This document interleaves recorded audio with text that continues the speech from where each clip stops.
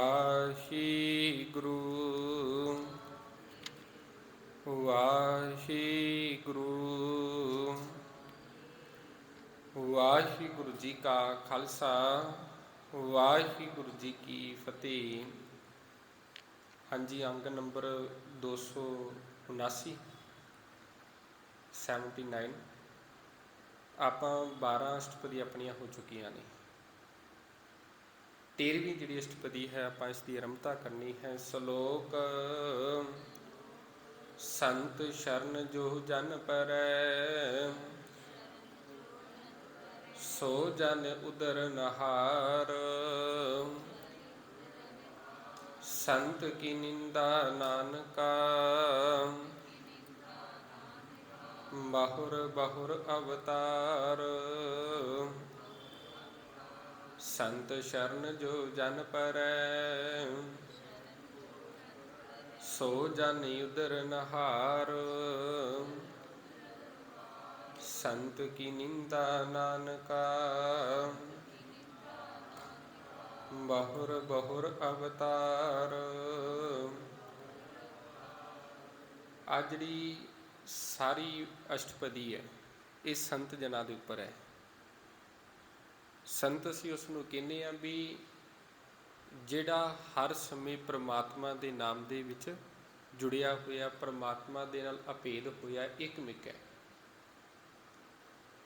ਇੱਕ ਹੋਇਆ ਉਸ ਨੂੰ ਅਸੀਂ ਕਹਿੰਦੇ ਹਾਂ ਵੀ ਸੰਤ ਹੈ। ਇਹ ਰੱਬ ਦਾ ਪਿਆਰਾ ਹੈ, ਗੁਰਮੁਖ ਪਿਆਰਾ ਹੈ। ਉਹਦੇ ਲਈ ਅਸੀਂ ਭਗਤ ਵੀ ਸ਼ਬਦ ਵਰਤਦੇ ਹਾਂ, ਸੰਤ ਵੀ ਲਾ ਲਵੋ, ਸਾਧੂ ਵੀ ਸ਼ਬਦ ਲਾ ਲਵੋ, ਗੁਰਮੁਖ ਵੀ ਸ਼ਬਦ ਲਾ ਲਵੋ, ਗੁਰਸਿੱਖੜਾ ਵੀ ਸ਼ਬਦ ਵਰਤਦੇ ਹਾਂ, ਗੁਰਬਾਣੀ ਦੇ ਵਿੱਚ ਆਇਆ। ਅਨੇਕਾਂ ਸ਼ਬਦ ਉਹਦੇ ਲਈ ਵਰਤੇ ਜਾਂਦੇ ਨੇ। ਤੇ ਸਤਿਗੁਰੂ ਜੀ ਕਿਰਪਾ ਕਰਦੇ ਵੀ ਇੱਕ ਪਾਸੇ ਤੇ ਜੇਕਰ ਕੋਈ ਇਹੋ ਜਿਹੀ ਸੰਤ ਦੀ ਕੋਈ ਸੰਗਤ ਕਰਦਾ ਹੈ, ਉਹਦੀ ਸ਼ਰਨ ਦੇ ਵਿੱਚ ਪੈ ਜਾਂਦਾ ਤੇ ਉਹ ਫਿਰ ਵਿਕਾਰਾਂ ਦੇ ਬੰਧਨਾਂ ਤੋਂ ਬਚ ਜਾਂਦਾ, ਵਿਕਾਰਾਂ ਤੋਂ ਮੁਕਤ ਹੋ ਜਾਂਦਾ, ਉਹਨੂੰ ਬੰਧ ਖਲਾਸੀ ਮਿਲ ਜਾਂਦੀ ਹੈ। ਤੇ ਦੂਜੇ ਪਾਸੇ ਜੇਕਰ ਕੋਈ ਪਹੁੰਚੇ ਹੋਏ ਪੁਰਸ਼ ਦੀ ਨਿੰਦਿਆ ਕਰਦਾ ਹੈ ਤੇ ਉਹ ਜਿਹੜਾ ਮਨੁੱਖ ਹੈ ਉਹ ਵਾਰ-ਵਾਰ ਫਿਰ ਵੱਖ-ਵੱਖ ਜੂਨਾਂ ਦੇ ਵਿੱਚ ਭਟਕਦਾ ਰਹਿੰਦਾ ਹੈ, ਵੱਖ-ਵੱਖ ਜੂਨਾਂ ਦੇ ਵਿੱਚ ਪਿਆ ਰਹਿੰਦਾ ਹੈ। ਸੰਤ ਸ਼ਰਨ ਜੋ ਜਨ ਪਰੈ ਸੋ ਜਨ ਉਦਰ ਨਹਾਰ। ਜਿਹੜਾ ਹੁਣ ਸੰਤ ਜਨਾਂ ਦੀ ਸ਼ਰਨ ਦੇ ਵਿੱਚ ਜਿਹੜਾ ਸੇਵਕ ਜਨ ਪੈ ਜਾਂਦਾ ਹੈ, ਉਹ ਜਿਹੜਾ ਮਨੁੱਖ ਹੈ, ਸੇਵਕ ਹੈ, ਉਹ ਤਰ ਜਾਂਦਾ ਹੈ, ਉਹਦਾ ਪਾਰ ਉਤਾਰਾ ਹੋ ਜਾਂਦਾ ਹੈ, ਬੰਧਨਾਂ ਤੋਂ ਮੁਕਤ ਹੋ ਜਾਂਦਾ ਹੈ। ਸੰਤ ਕੀ ਨਿੰਦਾ ਨਾਨਕਾ ਬਹੁਰ ਬਹੁਰ ਅਵਤਾਰ। ਨਿੰਦਿਆ ਅਸੀਂ ਉਸ ਨੂੰ ਕਹਿੰਦੇ ਹਾਂ ਨਾ ਵੀ ਜੋ ਸੱਚਾਈ ਦੇ ਉਲਟ ਹੋਵੇ, ਜੋ ਸੱਚ ਹੈ ਸੱਚ ਦੇ ਉਲਟ, ਜੋ ਅਸਲੀਅਤ ਹੈ ਅਸਲੀਅਤ ਦੇ ਉਲਟ ਕੋਈ ਚੀਜ਼ ਕਹਿਣਾ। ਹੁਣ ਫੁੱਲ ਨੂੰ ਤੁਸੀਂ ਫੁੱਲ ਆਖੀ ਜਾਵੋ, ਚੰਗੀ ਗੱਲ ਹੈ। ਕੰਢੀ ਨੂੰ ਤੁਸੀਂ ਕੰਢਾ ਕਹੋ, ਜੋ ਸੱਚ ਹੈ ਸੱਚ ਹੈ। ਹੁਣ ਜੇਕਰ ਤੁਸੀਂ ਫੁੱਲ ਨੂੰ ਕੰਢਾ ਕਹੀ ਜਾਵੋ, ਉਹਦੇ ਵਿੱਚ ਫੁੱਲ ਦੀ ਨਿੰਦਿਆ ਹੈ। ਜੇਕਰ ਕੰਢੀ ਨੂੰ ਤੁਸੀਂ ਫੁੱਲ ਕਹਿ ਰਹੇ ਹੋ ਵੀ ਹੈ ਤੇ ਕੰਢਾ ਹੀ ਹੈ ਨਾ, ਵੀ ਉਹਦੀ ਤੁਸੀਂ ਉਸਤਤ ਕਰ ਰਹੇ ਹੋ, ਉਹਦੀ ਵਡਿਆਈ ਕਰਦੇ ਪਏ ਹੋ। ਵੀ ਜੋ ਚੀਜ਼ ਅਸਲ ਦੇ ਵਿੱਚ ਹੈ ਉਸ ਦਾ ਝੂਠ, ਉਹਦਾ ਦੂਸਰਾ ਜਿਹੜਾ ਪੱਖ ਨੂੰ ਬਿਆਨ ਕਰਨਾ, ਉਹਦੀ ਅਸੀਂ ਕਹਿੰਦੇ ਹਾਂ ਵੀ ਨਿੰਦਿਆ ਕਰਨੀ। ਬਾਣੀ ਦੇ ਵਿੱਚੋਂ ਆਪਾਂ ਅਨੇਕਾਂ ਸ਼ਬਦ ਪੜ੍ਹਦੇ ਹਾਂ। ਇੱਕ ਤੇ ਭਗਤ ਕਬੀਰ ਸਾਹਿਬ ਜੀ ਦਾ ਆਪਾਂ ਸ਼ਬਦ ਪੜ੍ਹਦੇ ਹਾਂ ਨਾ ਵੀ ਨਿੰਦਿਆ ਕੋਈ ਮਾੜੀ ਚੀਜ਼ ਨਹੀਂ। ਜੇਕਰ ਕੋਈ ਤੁਹਾਡੀ ਨਿੰਦਿਆ ਕਰ ਰਿਹਾ ਵੀ ਉਹਦਾ ਕਦੇ ਵੀ ਗੁੱਸਾ ਨਾ ਕਰੋ। ਬਾਬਾ ਕਬੀਰ ਸਾਹਿਬ ਜੀ ਕਹਿ ਰਹੇ ਨੇ ਵੀ ਮੇਰੀ ਲੋਕੀ ਨਿੰਦਿਆ ਕਰਦੇ ਨੇ, ਉਹ ਸਗੋਂ ਅੱਗੋਂ ਕਹਿ ਰਹੇ ਨੇ ਵੀ ਲੋਕਾਂ ਨੂੰ ਕਹਿ ਰਹੇ ਨੇ ਵੀ ਮੈਨੂੰ ਨਿੰਦੋ ਤੁਸੀਂ, ਮੈਨੂੰ ਮਾੜਾ ਆਖੋ। ਕਿਉਂ? ਕਿਉਂਕਿ ਉਹਨਾਂ ਨੂੰ ਪਤਾ ਵੀ ਜੇਕਰ ਕੋਈ ਮੇਰੇ ਔਗਣ ਨੂੰ ਬਿਆਨ ਕਰਦਾ ਪਿਆ ਤੇ ਮੈਨੂੰ ਇਸ ਬਾਰੇ ਪਤਾ ਲੱਗਦਾ ਪਿਆ ਮੈਂ ਉਸ ਨੂੰ ਗੁਣ ਦੇ ਵਿੱਚ ਕਿਵੇਂ ਬਦਲਣਾ। ਔਗਣ ਨੂੰ ਬਿਆਨ ਕਰਦਾ ਪਿਆ। ਤੇ ਜਿਵੇਂ ਮਾਤਾ ਪਿਤਾ ਜਿਹੜੇ ਹੁੰਦੇ ਨੇ ਉਹ ਬੱਚੇ ਦੇ ਔਗਣਾਂ ਨੂੰ ਵੇਖ ਕੇ, ਬੱਚੇ ਦੀਆਂ ਸ਼ਰਾਰਤਾਂ ਨੂੰ ਵੇਖ ਕੇ ਉਹਨੂੰ ਦੱਸਦੇ ਨੇ, ਪੁੱਤਰ ਇਹ ਕੰਮ ਇੱਦਾਂ ਨਹੀਂ, ਇੱਦਾਂ ਕਰਨਾ ਹੈ, ਇਹ ਕੰਮ ਐਵੇਂ ਨਹੀਂ, ਐਵੇਂ ਹੋਵੇਗਾ। ਨਿੰਦੋ ਨਿੰਦੋ ਮੋਹ ਕੋ ਲੋਗ ਨਿੰਦੋ ਨਿੰਦਾ ਜਨ ਕੋ ਖਰੀ ਪਿਆਰੀ, ਨਿੰਦਾ ਬਾਪ ਨਿੰਦਾ ਮਹਤਾਰੀ। ਨਿੰਦਾ ਮਾਂ ਪਿਓ ਦਾ ਕੰਮ ਕਰਦੀ ਹੈ। ਉਹ ਵੀ ਔਗੁਣਾਂ ਦੀ ਗੱਲ ਕਰਦਾ ਪਿਆ, ਤੇ ਮਾਤਾ ਪਿਤਾ ਵੀ ਮਾੜੇ ਰਸਤੇ ਤੋਂ, ਮਾੜੇ ਔਗੁਣਾਂ ਤੋਂ ਬਚਾਉਂਦੇ ਨੇ, ਬੱਚੇ ਨੂੰ ਸਹੀ ਰਸਤੇ ਦੇ ਉੱਪਰ ਪਾਉਂਦੇ ਨੇ। ਇੱਕ ਸ਼ਬਦ ਹੋਰ ਆਪਾਂ ਪੰਜਵੇਂ ਪਾਤਸ਼ਾਹ ਜੀ ਦਾ ਬਾਣੀ ਦੇ ਵਿੱਚੋਂ ਪੜ੍ਹਦੇ ਹਾਂ, ਸ਼ਾਇਦ ਮੈਨੂੰ ਲੱਗਦਾ ਆਸਾ ਰਾਗ ਦੇ ਵਿੱਚੋਂ ਹੈ, ਵੀ ਜਿਹੜਾ ਨਿੰਦਕ ਹੁੰਦਾ ਹੈ ਨਾ, ਵੀ ਨਿੰਦਾ, ਕਿਸੇ ਦੀ ਨਿੰਦਾ ਕਰਦਾ ਪਿਆ ਤੇ ਉਹ ਦੂਸਰਿਆਂ ਦੀ ਮੈਲ ਨੂੰ ਧੋ ਰਿਹਾ। ਵੀ ਜੇਕਰ ਕੋਈ ਤੁਹਾਡੀ ਨਿੰਦਿਆ ਜਾਂ ਮੇਰੀ ਨਿੰਦਿਆ, ਕਿਸੇ ਦੀ ਨਿੰਦਿਆ ਕਰ ਰਿਹਾ ਤੇ ਉਹ ਸਾਡੀ ਮੈਲ ਨੂੰ ਧੋ ਰਿਹਾ, ਸਾਡੇ ਮਨ ਨੂੰ ਜਿਹੜਾ ਸਾਫ਼ ਕਰਦਾ ਪਿਆ, ਪਵਿੱਤਰ ਕਰਨ ਦਾ ਯਤਨ ਕਰਦਾ ਪਿਆ। ਜਨਮ ਜਨਮ ਕੀ ਮਲ ਧੋਵੈ ਪਰਾਈ, ਆਪਣਾ ਕੀਤਾ ਭਾਵੈ, ਇਹਾਂ ਸੁਖ ਨਹੀਂ ਦਰਗਾਹ ਢੋਈ। ਇਹ ਨਹੀਂ ਦੋਵੇਂ ਪਾਸੇ ਸ਼ਬਦ ਵਰਤਿਆ ਜਾਵੇਗਾ, ਇਹਾਂ ਸੁਖ ਨਹੀਂ, ਨਹੀਂ ਦਰਗਾਹ ਢੋਈ। ਜੰਪੁਰ ਜਾਈ ਪਚਾਵੈ, ਜਿਵੇਂ ਪਾਤਾਲਾਂ ਪਾਤਾਲ, ਲੱਖ ਆਗਾਸਾਂ ਆਗਾਸ, ਜਿਹੜਾ ਲੱਖ ਸ਼ਬਦ ਹੈ ਉਹ ਸਾਂਝਾ ਹੈ, ਉਹ ਦੋਵੇਂ ਪਾਸੇ ਕੰਮ ਕਰਦਾ ਪਿਆ। ਜੇ ਆਕਾਸ਼ ਲੱਖਾਂ ਨੇ ਤੇ ਪਾਤਾਲ ਵੀ ਲੱਖਾਂ ਨੇ, ਤੇ ਜੇਕਰ ਉਹਨੂੰ ਇੱਥੇ ਸੰਸਾਰ ਦੇ ਅੰਦਰ ਸੁੱਖ ਨਹੀਂ ਮਿਲਦਾ, ਜਨਮ ਜਨਮ ਕੀ ਮਲ ਧੋਵੈ ਪਰਾਈ, ਉਹ ਦੂਸਰਿਆਂ ਦੇ ਜਨਮਾਂ ਜਨਮਾਂਤਰਾਂ ਦੀ ਮੈਲ ਧੋ ਰਿਹਾ ਹੈ, ਤੇ ਉਹੀ ਜਿਹੜੀ ਮੈਲ ਹੈ ਉਹ ਆਪਣੇ ਅੰਦਰ ਇਕੱਠੀ ਕਰੀ ਜਾ ਰਿਹਾ, ਨਿੰਦਾ ਕਰ ਕਰਕੇ। ਆਪਣਾ ਕੀਤਾ ਪਾਵੈ, ਤੇ ਜਿਹੋ ਜਿਹਾ ਬੰਦਾ ਕੰਮ ਕਰੇਗਾ ਉਹੋ ਜਿਹਾ ਫਿਰ ਫਲ ਮਿਲੇਗਾ, ਉਹੋ ਜਿਹਾ ਉਸਨੂੰ ਪ੍ਰਾਪਤੀ ਹੋਵੇਗੀ। ਇਹਾਂ ਸੁਖ ਨਹੀਂ, ਤੇ ਇਸ ਲੋਕ ਦੇ ਵਿੱਚ ਵੀ ਉਹ ਸੁਖੀ ਨਹੀਂ ਹੋ ਸਕਦਾ। ਦਰਗਾਹ ਢੋਈ, ਤੇ ਨਾ ਹੀ ਉਹਨੂੰ ਰੱਬ ਦੀ ਦਰਗਾਹ ਦੇ ਵਿੱਚ ਕੋਈ ਢੋਈ ਮਿਲਦੀ ਹੈ। ਜੰਪੁਰ ਜਾਈ ਪਚਾਵੈ, ਪਚਾਈ ਦਾ ਅਰਥ ਹੈ ਦੁੱਖ ਪਾਣਾ। ਉਹ ਜਮ ਦੇ ਦਰਾਂ ਦੇ ਉੱਤੇ, ਜਮਪੁਰ ਦੇ ਵਸ ਪੈ ਕੇ, ਜਮਾਂ ਦੇ ਵਸ ਪੈ ਕੇ ਇਸ ਸੰਸਾਰ ਦੇ ਅੰਦਰ ਦੁਖੀ ਹੁੰਦਾ ਪਿਆ। ਨਿੰਦਕ ਅਹਿਲਾ ਜਨਮ ਗਵਾਇਆ, ਹੇ ਨਿੰਦਕ ਤੂੰ ਆਪਣਾ, ਅਹਿਲਾ ਦਾ ਅਰਥ ਦੁਰਲੱਭ, ਵੀ ਤੂੰ ਆਪਣਾ ਦੁਰਲੱਭ ਜਨਮ ਕਿਉਂ ਗਵਾ ਰਿਹਾ ਕਿਸੇ ਦੇ ਪਿੱਛੇ। ਪਹੁੰਚ ਨਾ ਸਾਕੈ ਕਾਹੂ ਬਾਤੈ, ਇਹ ਗੱਲਾਂ ਕਰਕੇ ਤੂੰ ਜੋ ਸੰਤ ਜਨਾਂ ਦੀ ਨਿੰਦਾ ਤੂੰ ਕਰਦਾ ਪਿਆ, ਜਿਸ ਦੀ ਨਿੰਦਿਆ ਕਰਦਾ ਪਿਆ, ਜਿਹਨੂੰ ਤੂੰ ਲੋਕਾਂ ਦੀ ਨਿਗਾਹ ਦੇ ਵਿੱਚ ਡਿੱਗਣਾ ਚਾਹੁੰਦਾ, ਤੇ ਤੂੰ ਉਹਦੀ ਪਦਵੀ ਤੇ ਪਹੁੰਚ ਸਕਣਾ। ਇੱਕ ਸਵਾਲ ਹੈ ਨਾ, ਵੀ ਦੂਸਰੇ ਨੂੰ ਅਸੀਂ ਥੱਲੇ ਡੇਗਣ ਦਾ ਯਤਨ ਕਰਦੇ ਪਏ ਹਾਂ, ਵੀ ਦੂਸਰੇ ਦੀਆਂ ਲੱਤਾਂ ਖਿੱਚੀ ਜਾ ਰਹੀਆਂ, ਜੋ ਉਹਦੇ ਵਿੱਚ ਉਹ ਚੀਜ਼ ਨਹੀਂ ਉਹਨੂੰ ਅਸੀਂ ਬਿਆਨ ਕਰੀ ਜਾ ਰਹੇ ਹਾਂ, ਲੋਕਾਂ ਦੇ ਵਿੱਚ ਉਹਦਾ ਗਲਤ ਪ੍ਰਚਾਰ ਕਰਦੇ ਪਏ ਹਾਂ, ਵੀ ਲੋਕੀ ਇਹਨੂੰ ਮਾੜਾ ਕਹਿਣ। ਤੇ ਜੇਕਰ ਅਸੀਂ ਚੰਗੇ ਨਹੀਂ ਤੇ ਬੁਰਾ ਵੀ ਫਿਰ ਸਾਨੂੰ ਕਿਸੇ ਨੂੰ ਕਹਿਣ ਦਾ ਕੋਈ ਹੱਕ ਨਹੀਂ ਹੈ। ਤੇ ਉਸ ਬੰਦੇ ਦਾ ਫਿਰ ਸੁਭਾਅ ਬਣ ਜਾਂਦਾ ਵੀ ਆਖ ਲੱਗੇ ਵੀ ਦੂਸਰਿਆਂ ਦੀਆਂ ਗੱਲਾਂ ਕਰਕੇ, ਦੂਸਰਿਆਂ ਦੀ ਨਿੰਦਿਆ ਕਰਕੇ, ਇਸ ਕਰਨ ਦੇ ਨਾਲ ਤੂੰ ਉੱਥੇ ਪਹੁੰਚ ਸਕਦਾ। ਪਹੁੰਚ ਨਾ ਸਾਕੈ ਕਾਹੂ ਬਾਤੈ, ਆਗਿਆ ਠੌਰ ਨਾ ਪਾਇਆ। ਤੇ ਫਿਰ ਅੱਗੇ ਵੀ ਜਾ ਕੇ ਰੱਬ ਦੀ ਦਰਗਾਹ ਦੇ ਵਿੱਚ ਜਾ ਕੇ ਵੀ ਉਸ ਨੂੰ ਜਗ੍ਹਾ ਨਹੀਂ ਮਿਲਦੀ। ਤੇ ਇਹ ਜਿਹੜੀ ਸਾਰੀ ਅਸ਼ਟਪਦੀ ਹੈ, ਇਹ ਸਾਰੀ ਹੀ ਨਿੰਦਿਆ ਦੇ ਉੱਤੇ ਹੈ। ਤੇ ਅਸੀਂ ਜਿਹੜੇ ਹਾਂ, ਸਾਡਾ ਸੁਭਾਅ ਹੈ, ਅਸੀਂ ਤੇ ਨਿੰਦਿਆ ਕਰਨ ਦੇ ਵਿੱਚ ਕੋਈ ਜ਼ਿਆਦਾ ਟਾਈਮ ਨਹੀਂ ਲਾਉਂਦੇ। ਤੇ ਜੇਕਰ ਕੋਈ ਸਾਡੀ ਨਿੰਦਿਆ ਕਰ ਵੀ ਰਿਹਾ ਨਾ, ਤੇ ਉਹ ਸਾਡਾ ਮਿੱਤਰ ਹੈ। ਤੇ ਬਾਬਾ ਕਬੀਰ ਸਾਹਿਬ ਨੇ ਤੇ ਇੱਥੋਂ ਤੱਕ ਕਹਿ ਦਿੱਤਾ, ਹਮਰੇ ਕੱਪੜੇ ਨਿੰਦਕ ਧੋਵੈ, ਹਮਰੇ ਕੱਪੜੇ ਨਿੰਦਕ ਧੋਵੈ। ਜਿਵੇਂ ਕੱਪੜਿਆਂ ਦੇ ਵਿੱਚ ਮੈਲ ਲੱਗ ਜਾਵੇ ਤੇ ਕੱਪੜਿਆਂ ਦੇ ਉਸ ਮੈਲ ਨੂੰ ਕੱਢਣ ਦੇ ਲਈ ਧੋਨੇ ਹਾਂ ਅਸੀਂ, ਤੇ ਨਿੰਦਕ ਮੰਨ ਲਓ ਵੀ ਇੱਕ ਧੋਬੀ ਹੈ, ਤੇ ਸਾਡਾ ਜਿਹੜੇ ਵਿਕਾਰ ਨੇ, ਜਿਹੜੀ ਸਾਡੀ ਚੀਜ਼ ਦੀ ਨਿੰਦਿਆ ਕਰਦਾ ਪਿਆ, ਉਹ ਕੱਪੜੇ ਨੇ। ਉਹ ਜਿਵੇਂ ਜਿਵੇਂ ਕਰੀ ਜਾਵੇਗਾ ਤਿਵੇਂ ਤਿਵੇਂ ਸਾਡੇ ਜਿਹੜੇ ਇਹ ਕੱਪੜੇ ਨੇ, ਇਹ ਮਨ ਰੂਪੀ ਕੱਪੜਾ ਧੋਤਾ ਜਾਵੇਗਾ, ਤਿਵੇਂ ਤਿਵੇਂ ਸਾਫ਼ ਹੋਵੇਗਾ।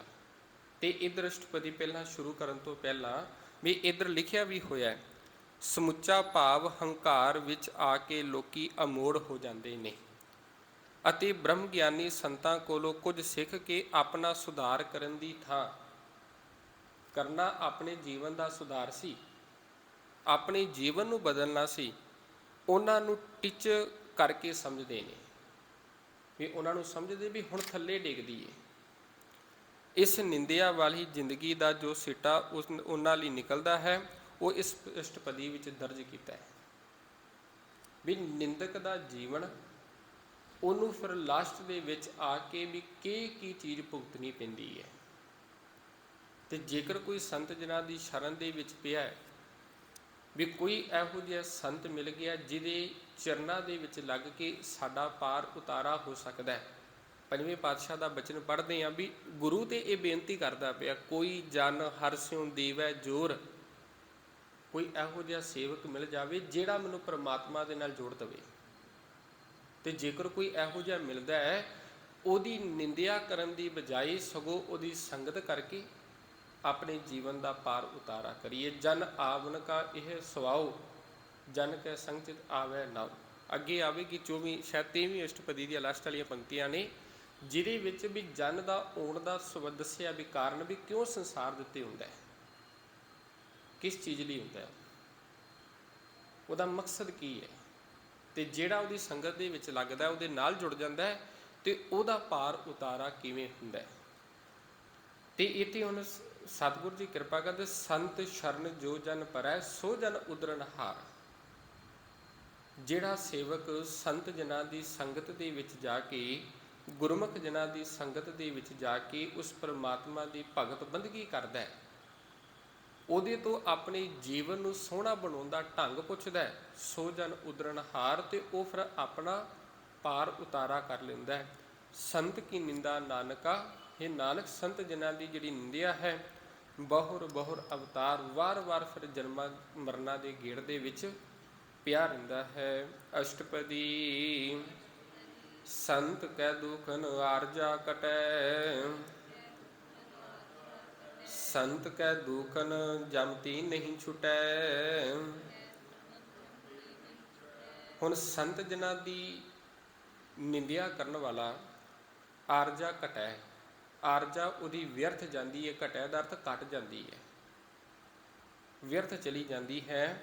ਸੰਤ ਕੈ ਦੁਖਨ ਜਮਤੀ ਨਹੀਂ ਛੁਟੈ, ਤੇ ਫਿਰ ਉਹ ਇਹਨਾਂ ਜਮਾਂ ਦੇ ਅਧੀਨ ਰਿਹਾ ਰਹਿੰਦਾ ਹੈ, ਇਹਨਾਂ ਵਿਕਾਰਾਂ ਦੇ ਅਧੀਨ ਰਹਿੰਦਾ ਹੈ ਵੀ ਇਹਦੇ ਤੋਂ ਉਹਨਾਂ ਦਾ ਛੁਟਕਾਰਾ ਨਹੀਂ ਹੁੰਦਾ। ਸੰਤ ਕੈ ਦੁਖਨ ਸੁਖ ਸਭ ਜਾਈ, ਸੰਤ ਕੈ ਦੁਖਨ ਨਰਕ ਮਹਿ ਪਾਈ।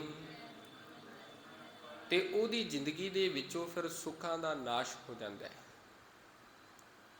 ਤੇ ਉਹਦਾ ਜਿਹੜਾ ਜੀਵਨ ਹੈ ਉਹ ਨਰਕ ਭਰਿਆ ਬਣ ਜਾਂਦਾ ਹੈ। ਭਾਵ ਉਹਦੀ ਜ਼ਿੰਦਗੀ ਦੇ ਵਿੱਚ ਦੁੱਖ ਨੇ, ਜਿਹੜੇ ਦੁੱਖ ਘਰ ਕਰ ਲੈਂਦੇ ਨੇ, ਦੁੱਖ ਆ ਜਾਂਦੇ ਨੇ, ਉਹਦਾ ਜੀਵਨ ਜਿਹੜਾ ਨਰਕ ਭਰਿਆ ਬਣਦਾ ਹੈ। ਸੰਤ ਕੈ ਦੁਖਨ ਮਤ ਹੋਈ ਮਲੀਨ, ਸੰਤ ਕੈ ਦੁਖਨ ਸ਼ੋਭਾ ਤੇ ਹੀਨ। ਕਿਉਂਕਿ ਉਸ ਬੰਦੇ ਦੀ ਮਤ ਭ੍ਰਸ਼ਟ ਹੋ ਗਈ, ਮਤ ਮਾਰੀ ਗਈ, ਮਤ ਮਲੀਨ ਹੋ ਗਈ ਹੈ ਵੀ ਸੰਤ ਕੈ ਦੁਖਨ ਸ਼ੋਭਾ ਤੇ ਹੀਨ। ਤੇ ਫਿਰ ਉਹ ਸ਼ੋਭਾ ਤੋਂ ਵੀ ਹੀਣਾ ਹੋ ਜਾਂਦਾ ਹੈ, ਭਾਵ ਵਡਿਆਈ ਤੋਂ ਵੀ ਸਖਣਾ ਰਹਿ ਜਾਂਦਾ ਹੈ। ਸੰਤ ਕੇ ਹਤੀ ਕੋ ਰਖੈ ਨਾ ਕੋਈ, ਸੰਤ ਕੈ ਦੁਖਨ ਥਾਨ ਭ੍ਰਸ਼ਟ ਹੋਈ। ਤੇ ਜਿਹੜਾ ਹੁਣ ਸੰਤ ਜਨਾਂ ਦੇ ਕੋਲੋਂ ਦੁਰਕਾਰਿਆ ਜਾਵੇ, ਜਿਹੜੇ ਉਹਨਾਂ ਦੀ ਫਟਕਾਰ ਦੇ ਵਿੱਚ ਆ ਜਾਂਦੇ ਨੇ, ਤਿਸ ਦੇ ਨਾਲ ਕੋਈ ਵੀ ਰਹਿਣ ਦੇ ਲਈ ਤਿਆਰ ਨਹੀਂ, ਰੱਖੈ ਨਾ ਕੋਈ, ਉਹਨੂੰ ਕੋਈ ਵੀ ਨਹੀਂ ਰੱਖਦਾ। ਸੰਤ ਕੈ ਦੁਖਨ ਥਾਨ ਭ੍ਰਸ਼ਟ ਹੋਏ, ਕਿਉਂਕਿ ਉਹਦੀ ਨਿੰਦਿਆ ਕਰ ਕਰਕੇ ਉਸ ਬੰਦੇ ਦਾ ਹਿਰਦੇ ਰੂਪੀ ਜਿਹੜਾ ਥਾਨ ਹੈ ਉਹ ਭ੍ਰਸ਼ਟ ਹੋ ਚੁੱਕਿਆ, ਉਹ ਨਿੰਦਿਆ ਦੀ ਮੈਲ ਦੇ ਨਾਲ ਭਰ ਚੁੱਕਿਆ। ਸੰਤ ਕਿਰਪਾਲ ਕਿਰਪਾ ਜੀ ਕਰੈ, ਨਾਨਕ ਸੰਤ ਸੰਗ ਨਿੰਦਕ ਭੀ ਤਰੈ। ਤੇ ਹੁਣ ਇੱਥੇ ਆਖਣ ਲੱਗੇ ਵੀ ਜੇਕਰ ਕਿਤੇ ਸੰਤ ਕਿਰਪਾਲੂ ਹੋਵੇ ਤੇ ਉਹਦੇ ਤੇ ਕਿਰਪਾ ਕਰ ਦੇਵੇ। ਨਾਨਕ ਸੰਤ ਸੰਗ ਨਿੰਦਕ ਭੀ ਤਰੈ, ਇਹ ਨਾਨਕ ਸੰਤ ਜਨਾਂ ਦੀ ਸੰਗਤ ਦੇ ਵਿੱਚ ਆ ਕੇ ਇਹ ਨਿੰਦਕਾਂ ਦਾ ਵਿਪਾਰ ਉਤਾਰਾ ਹੋ ਜਾਂਦਾ ਹੈ। ਸੰਤ ਕੇ ਦੋਖਨ ਤੇ ਮੁਖ ਭਵੈ,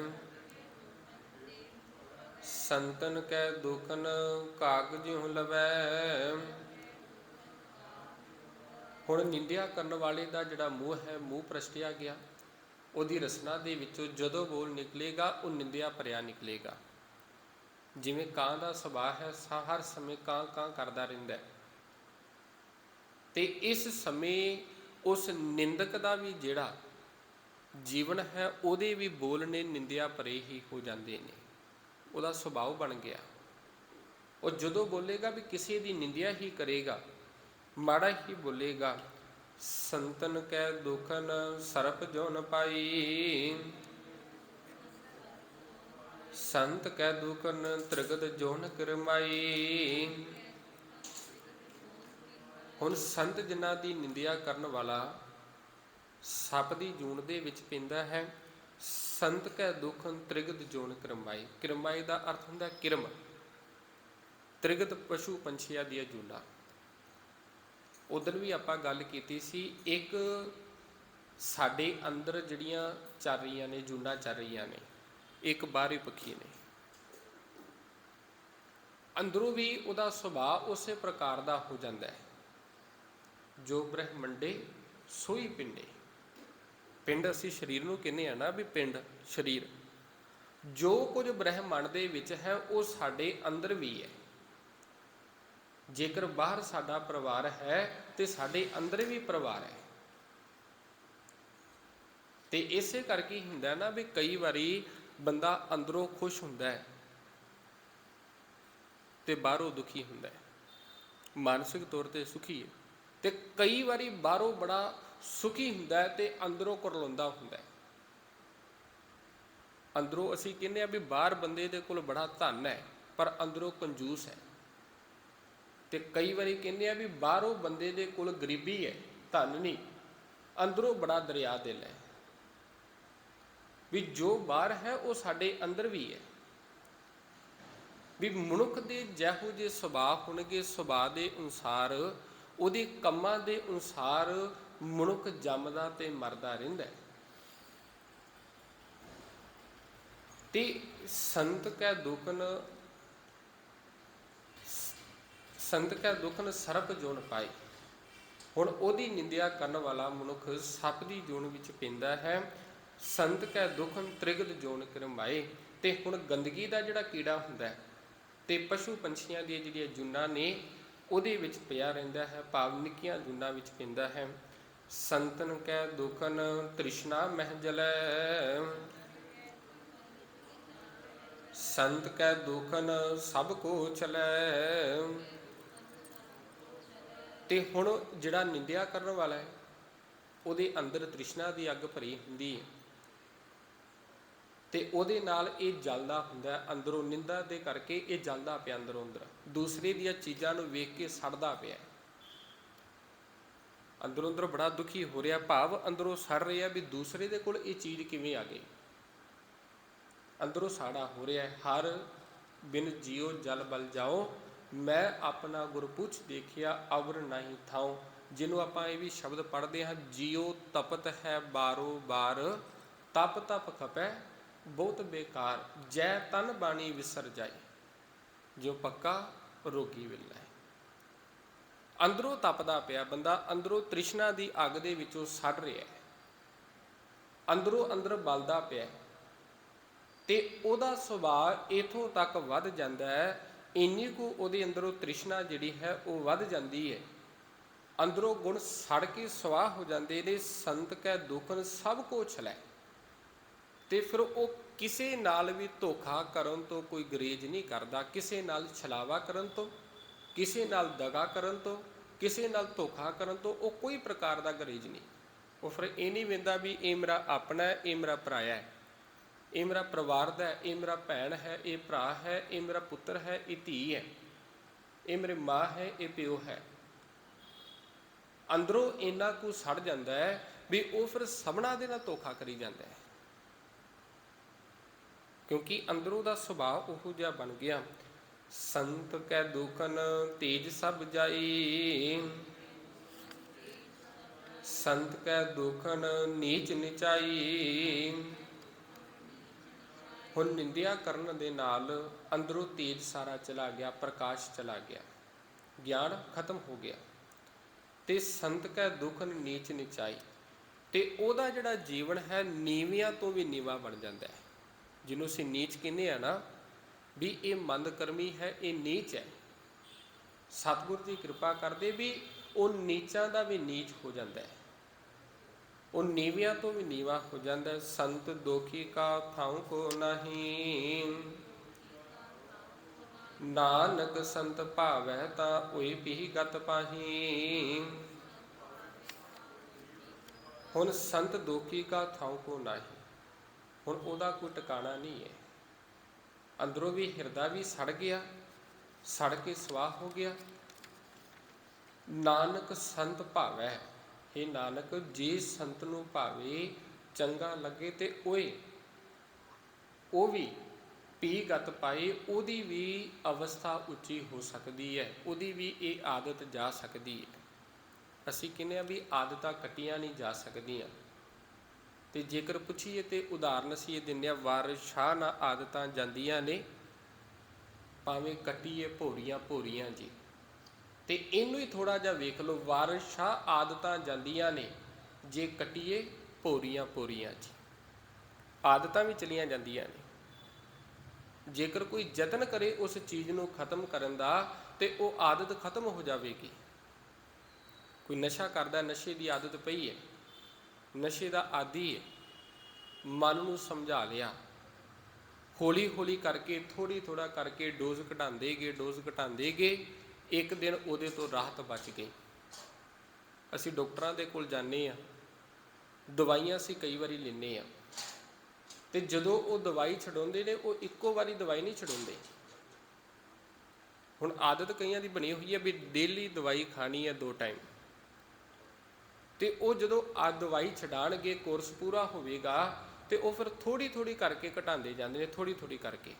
ਜਿੱਥੇ 4 ਗੋਲੀਆਂ ਉੱਥੇ 3, 3 ਤੋਂ 2, 2 ਤੋਂ 1, ਫਿਰ ਅੱਧੀ। ਉਹ ਜਿਵੇਂ ਸਮਾਂ ਪਾ ਕੇ ਵੀ ਉਹ ਆਦਤ ਹੌਲੀ ਹੌਲੀ ਖਤਮ ਹੁੰਦੀ ਜਾਂਦੀ ਹੈ। ਤੇ ਜੇਕਰ ਹੀ ਨਾਨਕ ਸੰਤ ਭਾਵੈ, ਉਹ ਸੰਤ ਨੂੰ ਭਾ ਜਾਵੇ, ਸੰਤ ਨੂੰ ਚੰਗਾ ਲੱਗੇ, ਸੰਤ ਜਨਾਂ ਦੀ ਸੰਗਤ ਦੇ ਵਿੱਚ ਆ ਜਾਵੇ, ਤਾਂ ਉਹ ਪੀ ਗਤ ਪਾਹੀ, ਤਾਂ ਉਹ ਵੀ ਜਿਹੜੀ ਅਵਸਥਾ ਨੂੰ ਪ੍ਰਾਪਤ ਕਰ ਲੈਂਦਾ ਹੈ, ਆਪਣੀ ਆਦਤ ਨੂੰ ਛੱਡ ਸਕਦਾ ਹੈ।